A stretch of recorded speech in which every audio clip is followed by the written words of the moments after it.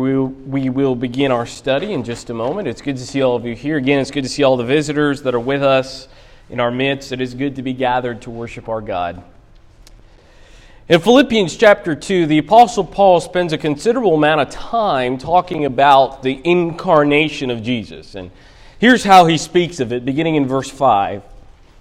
Have this attitude in yourselves, which was also in Christ Jesus, who, although he existed in the form of God, did not regard equality with God a thing to be grasped. He emptied himself, taking the form of a bond servant, and being made in the likeness of men, in the appearance as a man, he humbled himself by becoming obedient to death, even to death on a cross. Jesus can be described and referred to in a number of ways based on what the Scriptures say about him. Obviously, we've been studying Revelation, and there's a lot of descriptions that Jesus takes on in Revelation. He is the Lamb, He is the Son of Man, He is the rider on the white horse. He is often, though, in the New Testament, especially in the Gospel of Matthew, he is referred to as the Son of David that will sit on his throne. That fulfills a prophecy in 2 Samuel chapter 7, beginning in verse 14. And so in that light, we may think of Jesus as a king. And it would not be wrong to say that. But whenever we observe Jesus' personality, when he actually does come in Matthew, Mark, Luke, and John, his actions and the way he behaves is not really with respect to a king. It's more so with respect to a servant. And that's exactly why Paul has said what he has said in Philippians chapter 2. You see, Jesus did not come to be served, but he came to serve. He is the model servant. And the greatness of this is seen in the phrase, he emptied himself, taking the form of a bond servant.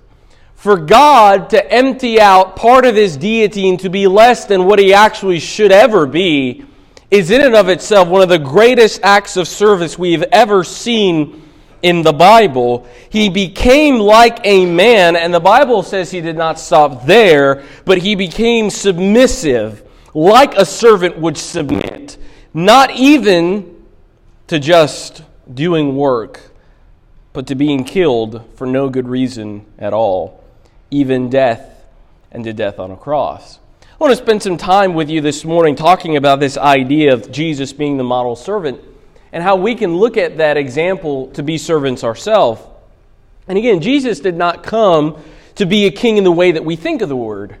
Jesus himself stated on a number of occasions that he did not come to be served, but to serve. In Mark 10, chapter 45, when James and John are requesting that they be granted one at his right and one on his left when he comes into his kingdom, Jesus says, "You do not know what you're asking."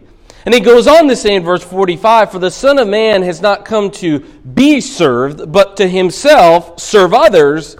And then he goes on to say, and the greatest demonstration of that is to offer himself a ransom for many. And no matter what part of the gospel you're in, with respect to a lot of Jesus' miracles and a lot of his ministry, his teachings, his healings, he was a humble servant who put every single person before himself. On one occasion in Matthew's gospel, when he had just learned of the death of his cousin, his brother, his faithful servant, John the Baptist, he withdraws from the multitudes that he's been teaching and healing. And the Bible tells us that he wanted to go to a secluded place to mourn his death, as should be the case with any kind of situation like that. But once he gets over there, the crowds learn about it, and they follow him on foot. And when Jesus sees the crowds coming, he does not send them away. He does not rebuke them, but instead he serves them.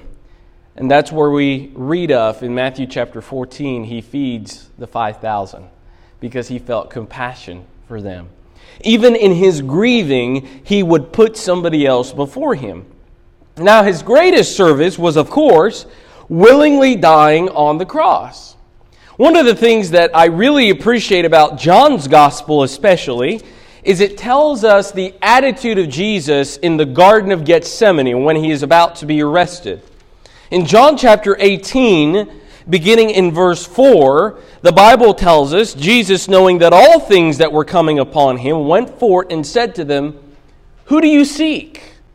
Of course, he knew who they were looking for, and they answered, "Jesus the Nazarene."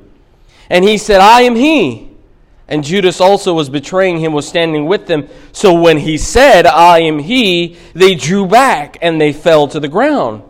So the idea is they come to arrest Jesus. There's about 200 to 600 soldiers there, anywhere in that neighborhood.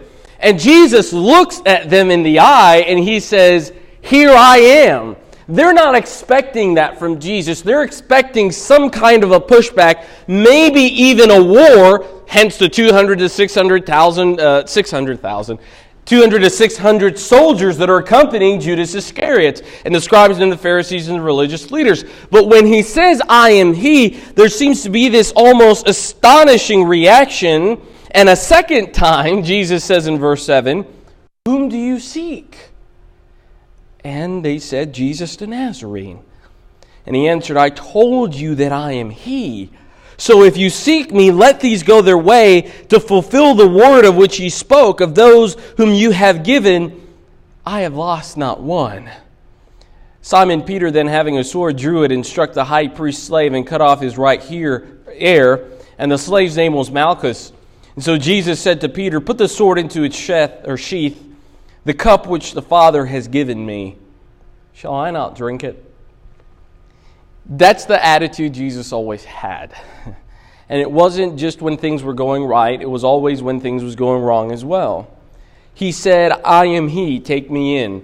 Even when he was about to be crucified and he knew the extent of that pain and that suffering, he willingly offered himself not only as the offering for his disciples there, but for the entire world, including those that would have arrested him.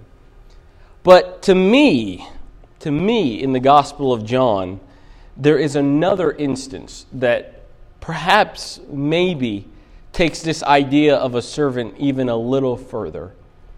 In John chapter 13, a passage I want to take you to now, in John chapter 13, this is one of the most crucial examples of service we ever read in the Bible. One that we ever read in the New Testament. And this is the night of the Lord's Supper. This is the night where they take the Passover. Jesus institutes the Lord's Supper. And this is the last time that he will eat a meal with his beloved disciples.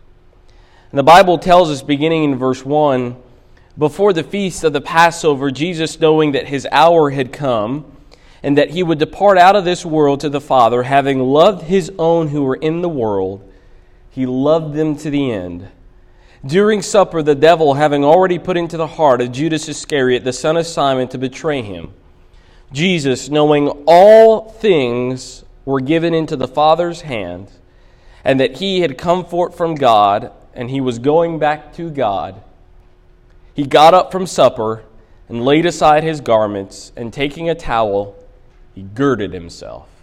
I want to stop there for a moment, and I want to talk a little bit about this idea of girding yourself. This phrase, "gird yourself," was a phrase that was commonly used to talk about the household servant. Whenever the household servant was called to do a particular duty, whether that was cleaning or serving people in terms of serving them their food or cooking the food or whatever the case was, they were often to gird themselves not only as a sign of what they were about to do, but a sign that they were in submission to others whom they were serving.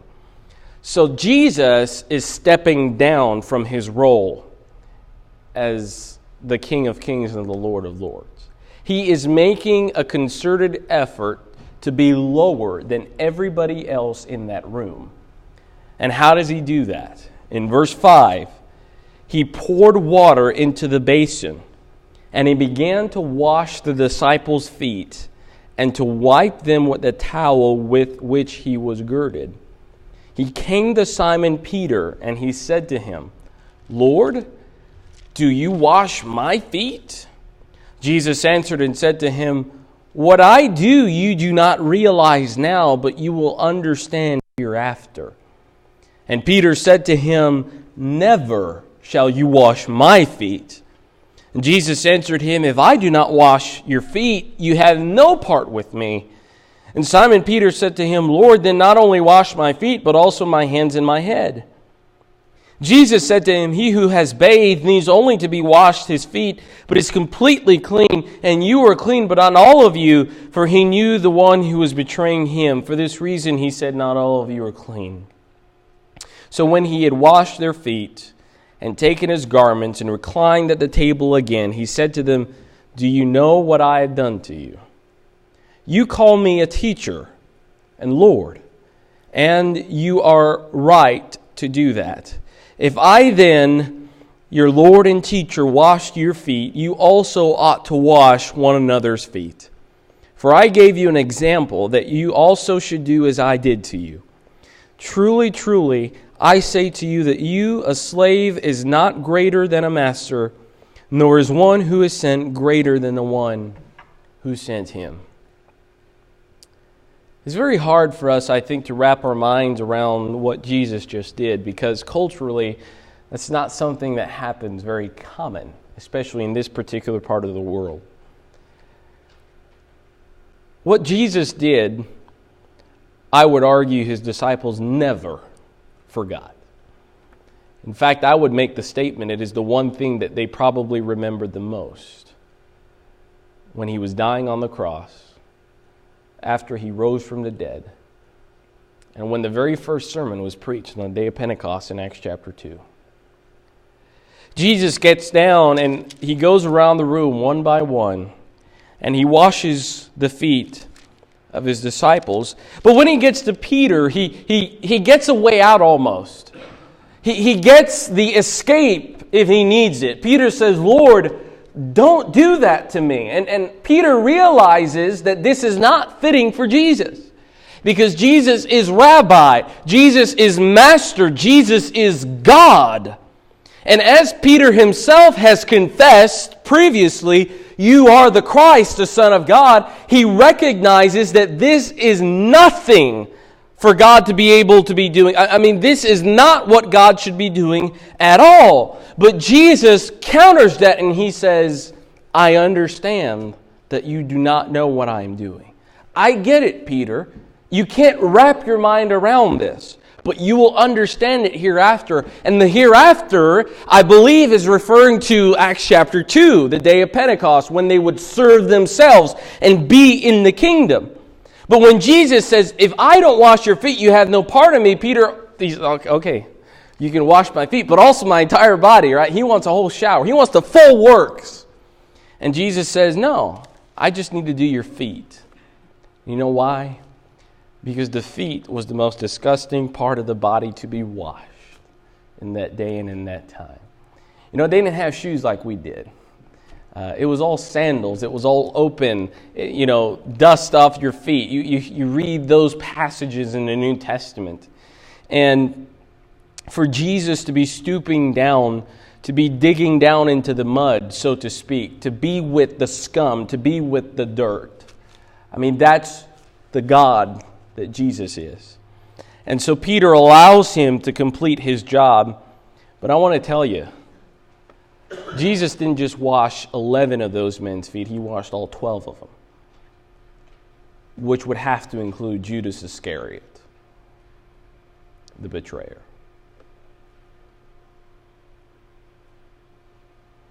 The guy that was about to hand Jesus over to be crucified. Jesus washed his feet.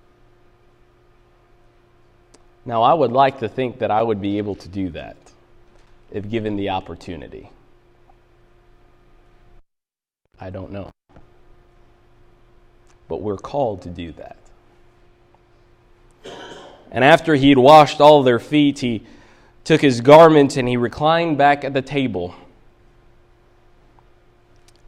And he said to them, "Do you know what I have done to you?"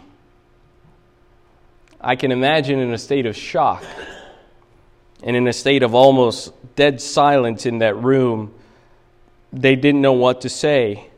But Jesus went on to explain to them. He says, "I am your teacher." That's correct. I am your rabbi. I am your master. I am your Lord. And you are right to say that. And so because I have done the thing that no one else has ever done, believe you me, the same people we talked about last week, the scribes and the Pharisees, the hypocrites, they would have never lifted a finger to do these things. And the fact that Jesus, the Son of God, God Himself come in the flesh, that He would gird Himself to do this, can only mean that if we're in a position to do that, we better do it. Because we're less than we will ever be compared to Him. And that's why He says in verse 15, I gave you an example that you should do also as I did. We're not greater than our masters. We are simply slaves. And if Jesus could do this, how much more should we be doing is the idea.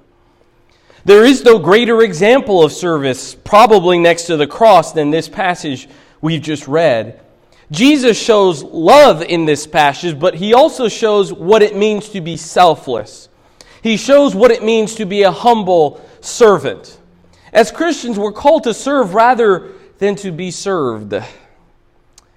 Many times we enjoy the moments where we get a moment of praise or pampering. That feels good, right? To have people serve you, to have people recline. And usually that day is your birthday maybe, when you're the person that all the attention is focused on you and kind of everything is made about you. And it feels good to be in that position. But I want to tell you sometimes, and not for everybody, but sometimes the temptation is it can make us feel entitled and privileged to something that we do not deserve. Because the truth of the matter is what we deserve is death. That's what we deserve. Because Jesus took the consequence of our sin, death.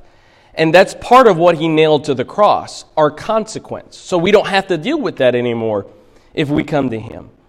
We don't get to feel entitled. We don't get to feel privileged because that's not who we are. That's not why Jesus died for us. Times where we get praise and times where we are served, it may give us an inflated view of ourselves when we ought to be thinking about our neighbors. Right? And that's Paul's point in Philippians chapter 2. Do nothing from selfish ambition. Do nothing out of your own interest, but do everything as you would do for others. Treat others the way you would want to be treated. Matthew 7:12. Look out for the interests of others. And being servants means that we forget, we try to forsake completely what's in it for us. That's not the question we should be asking, right? What's in it for me? The question is, how can I help somebody else? How can I be a servant for somebody else? And that's not to say that we cannot look after our health or our family and things of that nature. We should. But the priority must be others. Because if Jesus was not like that, where would we be? If He was only about Himself, where would we be? The Apostle Paul, in 2 Corinthians chapter 11, beginning in verse 23, he lists several things that he's had to deal with in his lifetime. Among those are beatings and scourgings, famine, pain, and peril. He says, I've been in shipwrecks. I've been in turmoil. I've been on the run from robbers. I've been in dangers from my own countrymen, from the Gentiles. I've been in dangers in the city, in the wilderness, dangers among false brethren. Now that list is not an exhaustive list. I'm convinced it's not. Because Paul must have dealt with so much. That was just kind of the basis, just a little glimpse of what he had gone through. He said, I've been in labor and hardship through many sleepless nights, in hunger and thirst, often without food, in cold and exposure. Now, somebody in that state, what do you think they're going to say? Woe is me, right? Woe is me. Why am I going through all of these things? Why? I'm being faithful. I'm keeping the faith. I'm doing everything right. And God, you're going to allow all these things to happen? No, that's not what Paul said. Look at what Paul said in verse 28. Apart from such external things, there is the daily pressure on me of concern for all the churches. Paul said, I'm more concerned about them than I am myself. And if there was ever a guy that you could say, you know what, you deserve some time to yourself, it would be Paul. But even then he said, no, I'm not concerned about myself. It will be about my brethren. And that's the attitude we need to have. If there was ever a word to sum up Jesus' entire life, it would be service. If there was ever one word to sum up the goal of Christianity, it would be service. I would go as far as saying the meaning of all life is best displayed in service.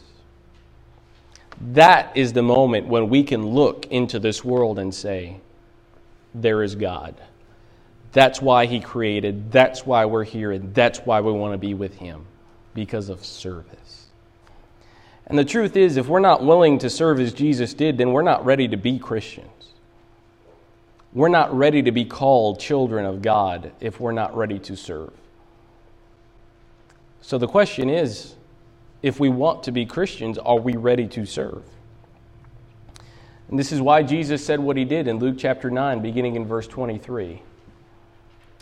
He who does not deny himself, if any man wishes to come after me, what is he going to do? He's got to deny self. It can't be about me. It can't be about what's in it for me. It has to be the other person. I need to say no to me and yes to everybody else. And when I do that, and when I'm willing to do that, then Jesus says, I will confess His name before my Father who is in heaven. That's what Christianity is. And that's the kind of Christians we all need to be. We must ultimately always look to put others before ourselves. And again, that does not mean that we cannot look out for our own interests, but it does mean that we must not lift ourselves up and inflate our mentality of ourselves. May we serve like Jesus and Paul. May God mold us in His image and make us humble servants who seek to love, sacrifice, and forgive. There's a song in the hymn supplement books, Make Me a Servant. For Jesus was a servant, make me like Him. Do what you must do, God, to make me like Him. And the reality of the situation is that takes sacrifice. That takes some giving up of things. That takes patience. That takes love. But if heaven is really what we say it is, if heaven is really where I want to be, service is what it takes. I want to encourage all of us and all of us together. May we look out for the interest of others the same way we look out for ourselves. May we hang everything on the two greatest commandments, as Jesus would say. Love God first and foremost, and then love your neighbor as you love yourself. And if we're ever behind in our service, I think it would do good for us to read John 13 and then John 18, where Jesus not only washed the feet of His disciples, but He also offered Himself on the cross for our sin and the sin of this world. If you're here this morning, we want to serve you and we want to help you to be a Christian. We want you to understand that this is not a change that's going to happen overnight. This is not something that in the snap of a finger everything is better. Christianity is about work, and service is about effort and work. And we are willing to help if you are willing to come while we stand and while we sing.